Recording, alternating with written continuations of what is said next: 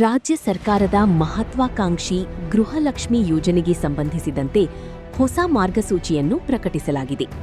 ಈ ಹೊಸ ನಿಯಮಗಳ ಪ್ರಕಾರ ಕೆಲವು ಫಲಾನುಭವಿಗಳ ಹೆಸರು ಯೋಜನೆಯ ಪಟ್ಟಿಯಿಂದ ಕೈಬಿಡುವ ಸಾಧ್ಯತೆಯಿದೆ.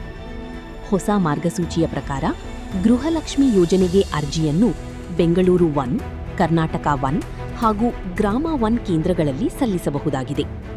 ಅರ್ಜಿ ಸಲ್ಲಿಸುವ ವೇಳೆ ಕೆಲವು ದಾಖಲೆಗಳನ್ನು ಕಡ್ಡಾಯವಾಗಿ ನೀಡಬೇಕಾಗಿದೆ.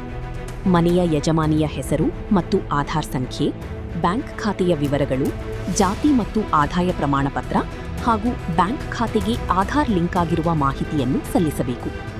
ಸರ್ಕಾರದ ಸೂಚನೆಯಂತೆ ಗೃಹಲಕ್ಷ್ಮಿ ಯೋಜನೆಯಡಿ ನೀಡಲಾಗುವ ಮಾಸಿಕ ಆರ್ಥಿಕ ನೆರವು ನೇರವಾಗಿ ಫಲಾನುಭವಿಗಳ ಬ್ಯಾಂಕ್ ಖಾತೆಗೆ ಜಮೆಯಾಗಲಿದೆ. ಆದ್ದರಿಂದ ಬ್ಯಾಂಕ್ ಖಾತೆ ಮತ್ತು ಆಧಾರ್ ವಿವರಗಳು ಸರಿಯಾಗಿರುವುದು ಅತ್ಯಗತ್ಯವಾಗಿದೆ.